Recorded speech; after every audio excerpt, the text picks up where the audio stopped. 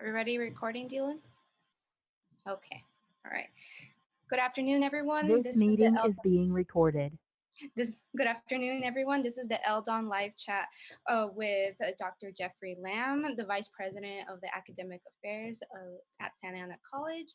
And with me today is our multimedia editor, Dylan Allen, who will be popping up and asking social media questions. So how are you, Dr. Lamb? Well, I'm wearing a jacket for the first time in a couple of weeks. I dressed up because I thought you're going to be on Instagram with Eldon. So aside from that, we're doing all right. How about you? I'm fine as well. Thank you for asking. It's certainly strange times, no doubt, right? Yes, and we always have, and this time we always have to be like, interviewing, and through like something like Zoom chats and other things like that. So it's a little weird, but we're starting to get used to it, and the new normal, as they say. Right. So No let's get doubt. right into it. So Okay. so we've been getting a lot of questions regarding the pass or fail, switching over to pass or fail at Santa Ana College. So last week when we spoke with the Chancellor Martinez, he said that both schools, Santa Ana College and Santiago Canyon College, are still discussing whether to go pass or fail. I understand you may not have like a definite answer for students yet, but could you please explain some of the concerns and considerations that need to be weighed in this kind of decision? Sure. Yeah, that's a great one. Thank you for that. So the term that is used in the California community college system is pass, no pass. And typically that's an option that a student has up to a certain period in time within the academic term. And it's only for really some courses and only for a certain number of units, right? So usually courses in your major are not allowed to go pass, no pass. And it impacts the transfer, right? When you're transferring a course, if you're a sociology major and you do a pass, no pass on a sociology class that's in your major, it doesn't look good to the transfer partners. It also can, the pass, no pass option, there's a certain number of units and it's a certain kind of courses either within your degree, and faculty, even through the curriculum process, can determine that they do not want a class to be offered pass, no pass. So the advantage, of course, is that it doesn't count towards your GPA as a negative of a way. The downsides is that it can sometimes influence financial aid and transfer. So you have to be cautious. Of course, because of COVID-19, the California Chancellor's Office, it's called sometimes they call it the Systems Office, has provided an executive order that gives us the freedom to really waive all the requirements typically associated with pass, no pass. And so they've given colleges local authority to determine what our policies will be. And so the two big ones are the number of units that can be done in pass, no pass, and then also the whether or not they are degree applicable courses or not, and then the timeline, right? So the when. And I can tell you that the Academic Senate last week was deliberating on this topic. Their recommendation to the administration was to waive the unit limits and then the degree requirement, the degree limits, and to set a deadline after the end of the term. They're recommending about 3 weeks. Grades are due on July 11th-ish. And they're asking that students could make a determination about submitting a pass, no pass well into, I think it's June 25th, right? So, which in other words, they would take a final and then make a decision. So if you fail the class, you get an F in the class, you could say, I don't want an F, what I'd like is a pass, no pass. So that's the current recommendation, and our administration is reviewing that. The Vice President of Student Services is reviewing, and it's really about the impact on our ability to process paperwork and submit grades to have grades posted for transcripts that would impact students' ability to transfer. So my current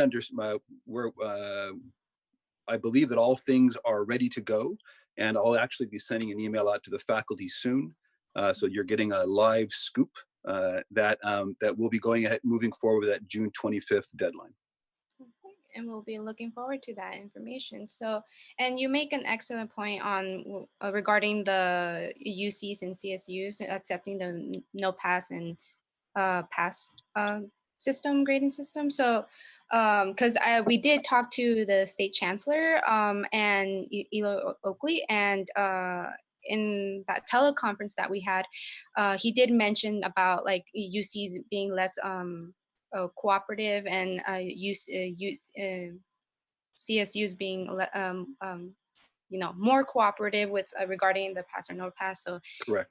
like I'm glad that you shared that information. So uh And so I guess one thing I would just add to that is that in order, as with all pass no passes, the student's going to need to kind of have a conversation with a counselor to make sure that they're fully aware of the implications as just for the types of things you just mentioned, the financial aid, transferability, and impact on the student's overall performance. okay, so yes, and so just to move on with some of the other questions. So Sure. we're now about like 2 months into remote instructions, and um, which move the like remaining 80% of the school's classes online, right? Correct. So we know this is a big feat, and you've called it like turning the Titanic around on a dime. And but what in your observation has been some of the biggest obstacles for faculty and students so far? And have any classes have been canceled due to not being able to achieve academic outcomes? Got it. Well, certainly, this has required a huge degree of flexibility on the part of everyone involved. And both for faculty, for staff, for the administration, and for students in particular. You're right. We've gone from probably about 18% of our schedule to be in an online format now to 100% of our classes in an online format. And the complications really are that when we say a class is online, what we're telling the student is that they're going to engage in a robust and rigorous academic experience because the faculty has gone through a great number of hours of training. I think it's up to about 120 hours of training, and their course is designed with particular elements that ensure regular effective contact and interactions with other students. And it's a pretty elaborate system, and that's the state of California requires that we do that. To then quickly turn on a dime and take classes that where the teachers may have told themselves and told others, this class is never going to go online. We don't believe in online. Well, all of a sudden, everything is online.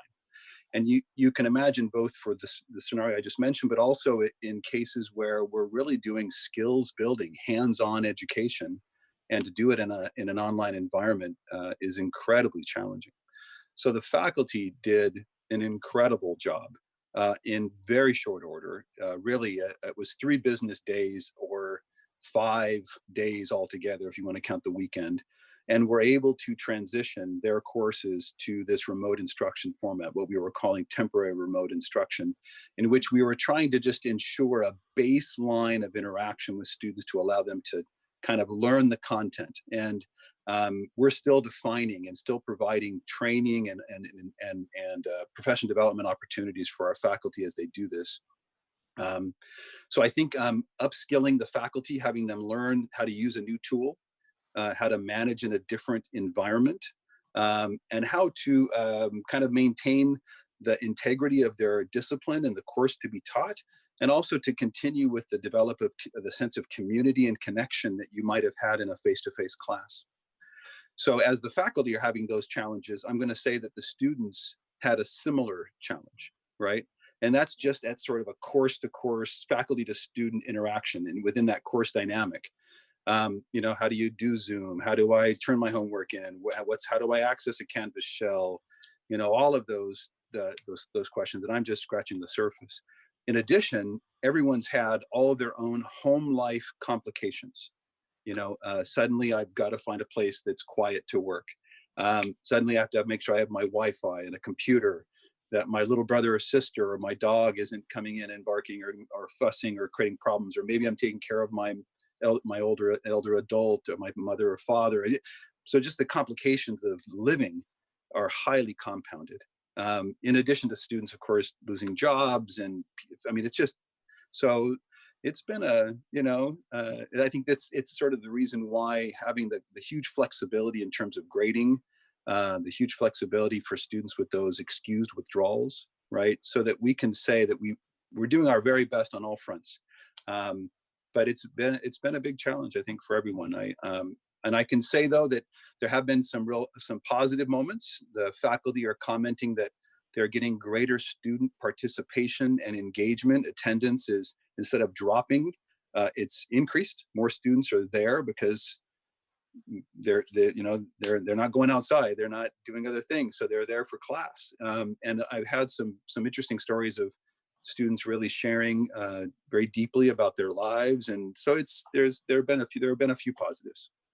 Yes, of course. And actually, we've been getting reports both from students and from faculty about regarding like switching over to online classes. And I know it's been like very stressful and challenging for the faculty, because like you said, they only had like at most 5 days to switch over completely, like their courses, their curriculum and everything. So that in itself was stressful, but the Chancellor Martinez also did mention that the faculty did see like an increase in participation, and students, what they have told us is that some of them like they like this kind of like online curriculum that we have to go through right now, because uh they get to like get more in contact with their teachers, and they're not as shy as they were before, or Right. they're getting more in connection with the faculty, because like we're all going through this this temporary remote instruction from on both sides. And Yeah. it's just more like we're getting more how can I explain this? We're getting closer not only to our teachers, but our teachers are getting closer to their students, and it's Yeah. just creating this sense of community. Yeah, So there's a lot more checking in happening than you might normally have. People are kind of checking in. How are you? How's it going? And everyone, I think there's an opportunity for people to share. You may have had a second part to your question around the number of classes that got cut. Is that what you asked? yes. So have you seen any cuts in classes or any drops? So we ran a report and to look at the total number of class cancellations. And the number that we had that got canceled was about 399 sections altogether. But I want to tell you that about 200 of those classes were cut prior to COVID-19, prior to the closure of campus, right, to students. And a large number of those were courses in our academies that are not sort of considered your more traditional face-to-face class kind of a thing. They're the academies. After, we had about 100 classes that were cut, and again, a large number of those were related to our academies. So we ended up and we also had some courses that were part of our second 8-week sequence, and so those courses were cut for low enrollment, but it wasn't a number that was larger than I would have expected. I think in general, we're finding that enrollment in our traditional classes has stayed relatively flat. Students aren't running away. As a matter of fact, the number of student drops because of that EW, it's about 600 students, 611 students who dropped about 289 distinct classes. Okay, and speaking about those cuts, I know the Congress recently passed like a second round of stimulus funding, which included like additional money for higher education. How was the first round like funding spent, and how will you be using these new funds to improve academic outcomes of this semester? Yeah. So we really the monies have yet quite haven't. I don't think they've quite yet arrived, or if they are, we were just figuring out the ways that the dollars will be spent.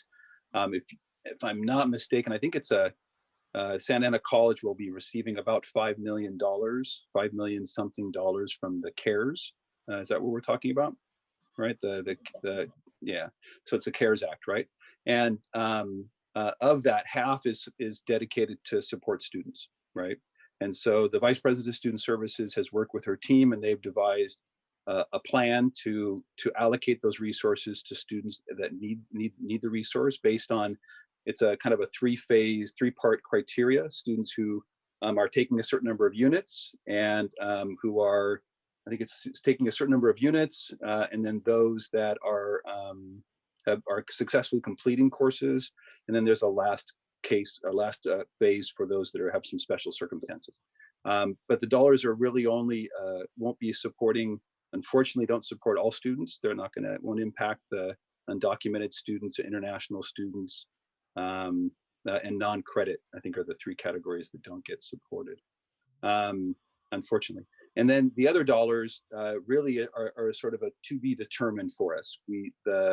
We're still trying to figure out the full impact of the cost of all of this temporary remote instruction. You can well imagine that we had to purchase new software. We had to purchase lots of equipment and interesting different kinds of supplies for students to do things at home. I think that the total that we've spent just in academic affairs is getting close to about $400,000 to $500,000 in support of students and learning.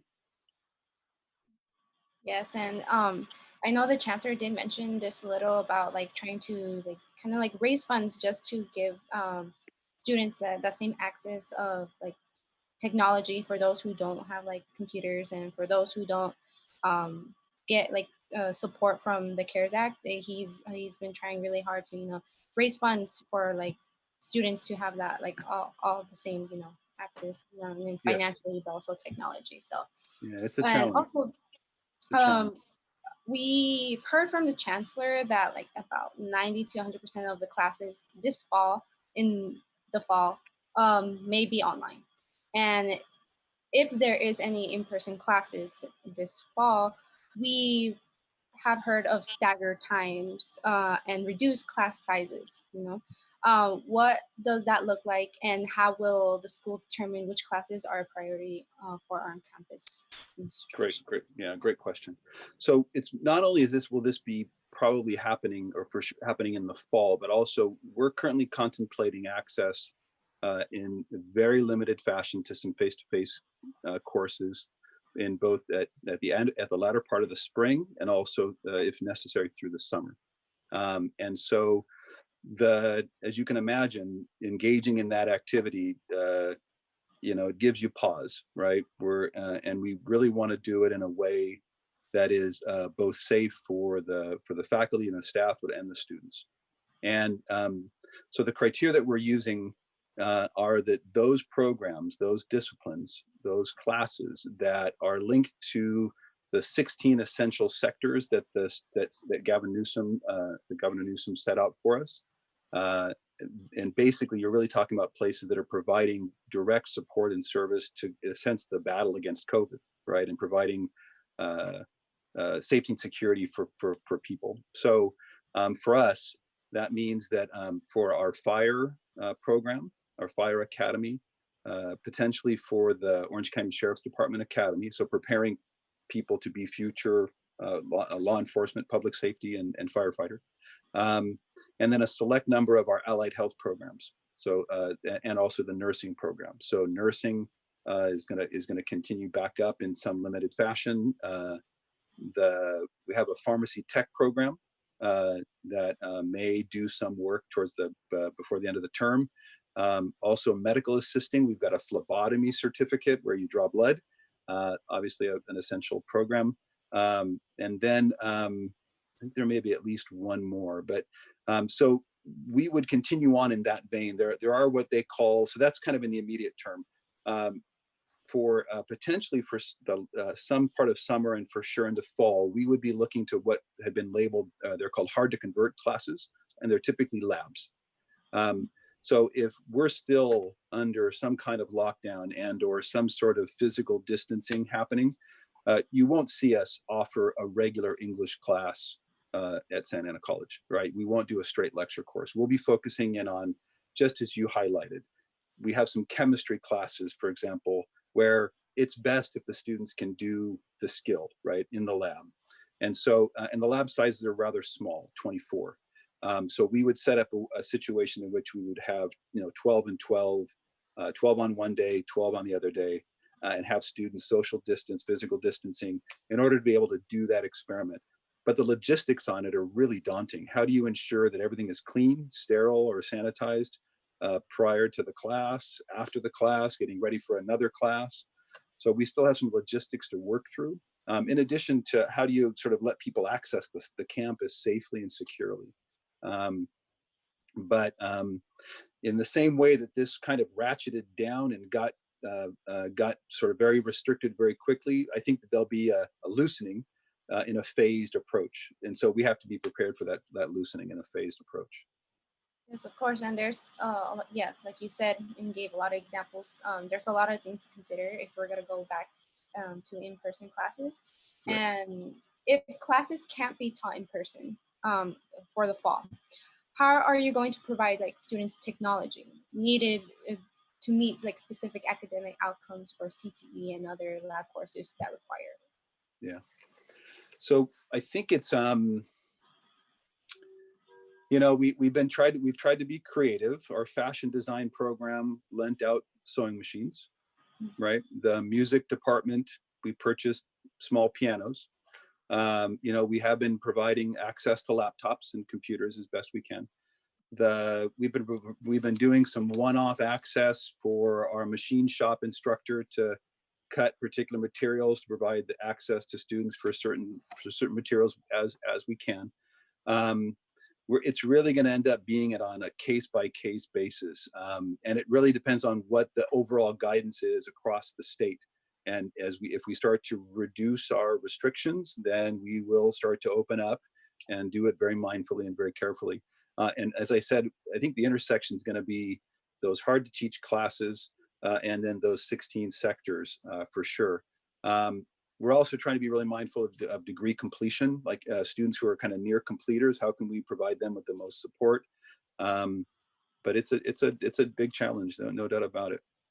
Yes, of course, and it is a really big challenge, because there's every student has a different situation, and not only academically but also like financially. So there's a lot of factors in order to try to best help each student. So Agreed. I know you spoke a little bit in the last two questions about like online courses and stuff like that, but do you see these online courses being run asynchronously like traditional online classes, or synchronously with required scheduled lecture hours? In your experience, what works best for students? Got it. So this is where so my discipline is Spanish. I've got my doctorate in Latin American literature, and so I could tell you all day long what I think would be best in Latin American lit, or in Spanish. But I'm looking to the academic deans and to our department chairs and to our faculty to provide me with the sort of the multiple opportunity, the multiple options that may come forward, right? But it's kind of boiling down to a couple of choices, right? So you have a typical fully online class where the teacher is kind of taught to, or has been trained to be in that environment. And then we also have hybrid courses, right? Imagine a scenario in which typically that hybrid class would have met on certain days in the term, face to face. Well, a hybrid class for us at Santa Ana College would be then when we would have a scheduled class time where you'd have to kind of be available virtually. You've talked about scheduled remote. We're toying around with the title remote live. You tell me what you think, right? Instead of scheduled, which sounds really daunting, and remote live sounds kind of, action. So remote live would be you signed up for a class Monday, Wednesday, Friday, or Monday, Wednesday from 8 to 9:15. That class would meet with your instructor just like we are from 8 to 9:15. And then we're at the fourth category would be remote on demand, which is that asynchronous, right? So I need to take a class, but I can't be there at that set time. The class is not available maybe in the fully online environment.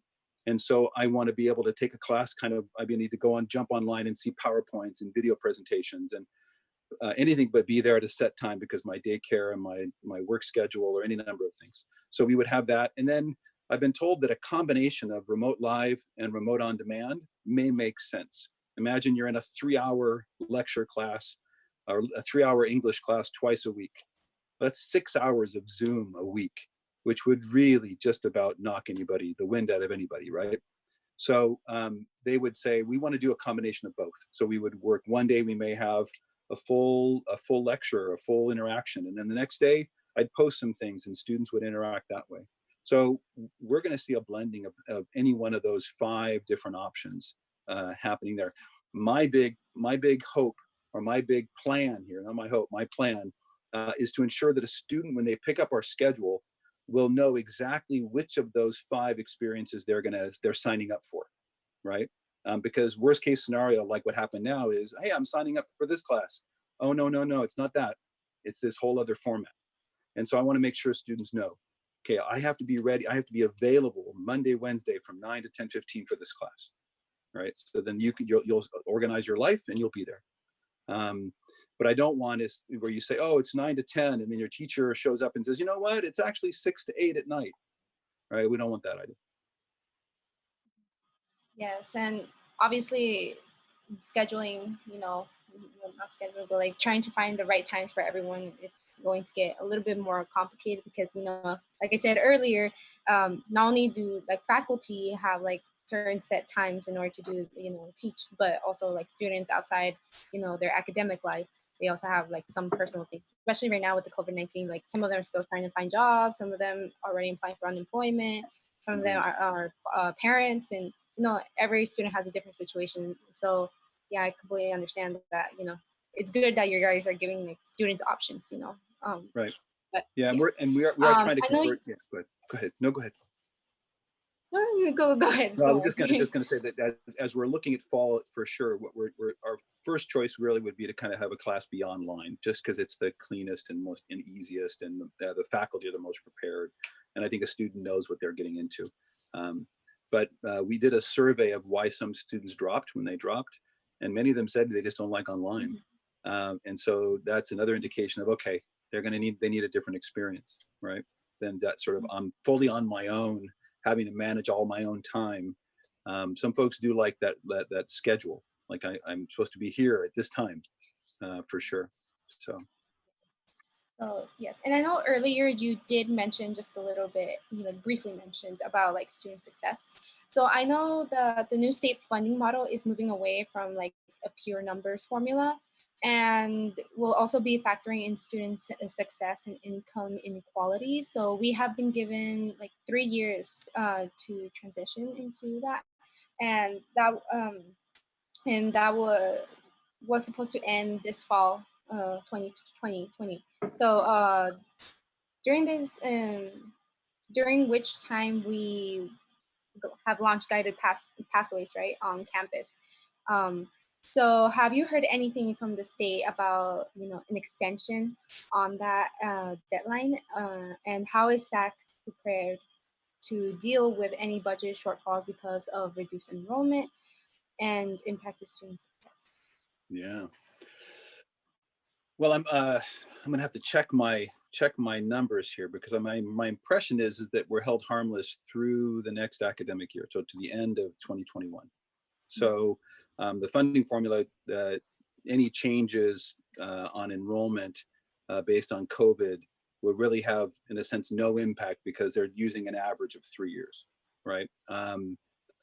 It's still of concern, right, that the enrollment may be dropping.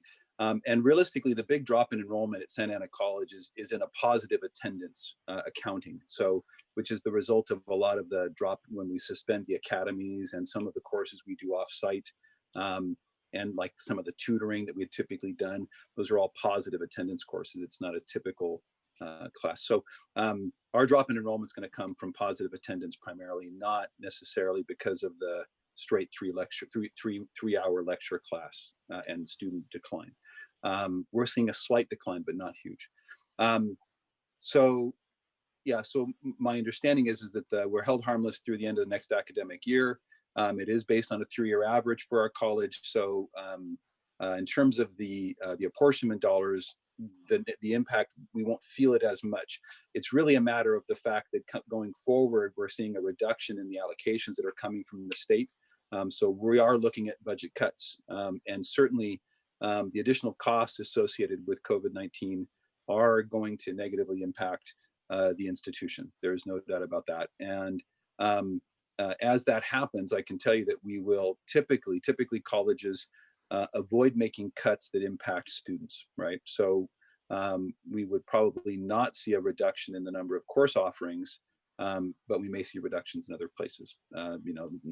Maybe less travel, less professional development, less, less supplies, less. But we try to keep our classes available to students. And what we're hoping for, and actually what we're confident about, is that the guided pathways work we're doing will actually, as they take away this sort of safety net of the hold harmless, that Santa Ana College is going to be positioned for more students to be really completing and persisting, and doing much better, getting those jobs and keeping their gainful, getting jobs that help them getting jobs and earning a wage. So we are banking on the fact that guided pathways will help us impact that other 30% of that funding formula, right? The big gamble is, or the big question is will there be enough money in the state to support the great work that we're going to do, right? Yes. Yeah. And yeah, and I know I know that guided pathways have been trying to really hard to get students like to transfer or graduate or whatever the case may be more quickly and efficiently. So I know that there's a lot of factors to be considered, not only by the school but also for students, because now, like, with this whole COVID-19, like, everything has you know changed a lot of factors on students' personal lives, and the curriculum that we have to now teach in, like, online. So I know there's a lot of factors into that, but thank you for sharing that information. And we'll just switch over to Dylan, who will ask a social media question. Dylan, are you still on the line? I am, but we actually do not yet have any questions from social media. Okay. All right. So we'll just move on to our last question of today, and then we'll just end the chat right here. So our last question will be about hiring freeze. So will the hiring freeze go into fall and spring? And what does this mean as we move into the guided pathways model and for faculty going through the tenure process? Okay. Yeah. So I know the direction that we've been given from the district is that the hiring freeze is going to go through this academic year. I don't know. I don't have any indications from the president and or the chancellor that the hiring freeze would continue through the next academic year. It is not uncommon when you're facing budget reductions to basically stop hiring. It has impacted the colleges significantly. I've got a dean and an associate dean position that we were looking to hire that we had to put on hold. In addition to, we had a total of 15 faculty positions, of which we're going to hire 6. We were able to get 6 through the process before the freeze. And then there's any number of classified positions that were also put on hold, at least through the end of this year. I can tell you from an instructional perspective, a full-time faculty member is really the best bet in terms of engagement with students and the college, and is the person who's more likely to kind of be engaged and to connect.